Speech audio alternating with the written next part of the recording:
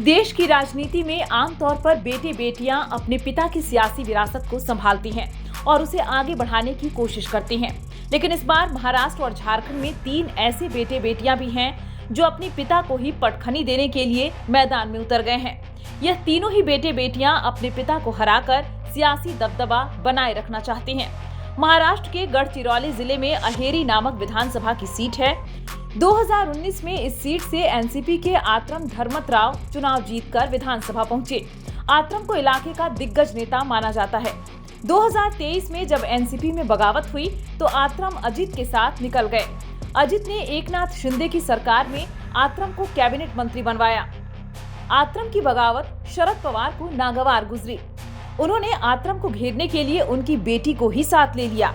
आत्रम की बेटी भाग्यश्री अब शरद गुट की तरफ से अहेरी में ताल ठोक रही हैं। 31 वर्षीय भाग्यश्री ने पुणे विद्यापीठ से ग्रेजुएशन तक की पढ़ाई की है।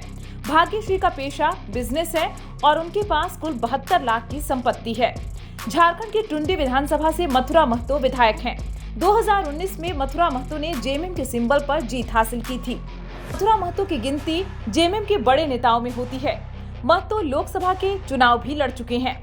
इस बार महतो को फिर से जेएमएम ने टुंडी से सिंबल दिया है, लेकिन इस बार उनकी टेंशन बेटे दिनेश ही बढ़ा रहे हैं।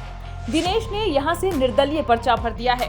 कहा जा रहा है कि टुंडी से दिनेश ही चुनाव लड़ना चाहते थे, लेकिन जेएमएम हाईकमान ने इसे नहीं माना। कुर्मी बहुल टुंडी सीट को मथुरा महतो का गढ़ कहा जाता है।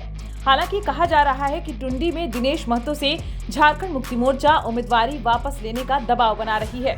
4 नवंबर तक यहां की तस्वीरें साफ हो जाएगी। झारखंड की झरिया सीट पर भी पिता और पुत्र आमने सामने की लड़ाई लड़ रहे हैं। यहां नई नवेली पार्टी जेएलकेएम के सिंबल पर रुस्तम अंसारी मैदान में है। रुस्तम पहले भी इस सीट से चुनाव लड़ चुके हैं। 2014 में रुस्तम को इस सीट से 18,000 से ज्यादा वोट मिले थे। इस बार झरिया सीट पर रुस्तम के साथ साथ उनके बेटे भी मैदान में उतर गए हैं। रुस्तम के बेटे सद्दाम हुसैन ने यहां से निर्दलीय ही पर्चा दाखिल कर दिया है। झरिया को कोल नगरी के रूप में जाना जाता है और यहाँ मजदूरों के साथ साथ मुस्लिम आबादी भी एक्स फैक्टर है। झरिया विधानसभा में इस बार मुख्य मुकाबला भारतीय जनता पार्टी और कांग्रेस के बीच है। कांग्रेस को झारखंड मुक्ति मोर्चा तो बीजेपी को आजसू से यहाँ समर्थन प्राप्त है। इसके अलावा भी कई दल दोनों ही गठबंधन में शामिल हैं। झारखंड में विधानसभा की 81 और महाराष्ट्र में विधानसभा की 288 सीटों पर चुनाव होने हैं।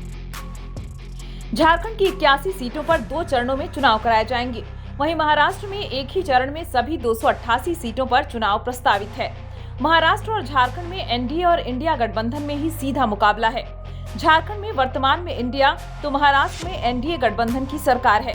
महाराष्ट्र में सरकार बनाने के लिए 145 और झारखंड में 42 विधायकों की जरूरत होती है। महाराष्ट्र इंडिया गठबंधन में शिवसेना, एनसीपी, कांग्रेस और सपा शामिल हैं। इसी तरह एनडीए में बीजेपी, एनसीपी और शिवसेना जैसी पार्टियां शामिल हैं।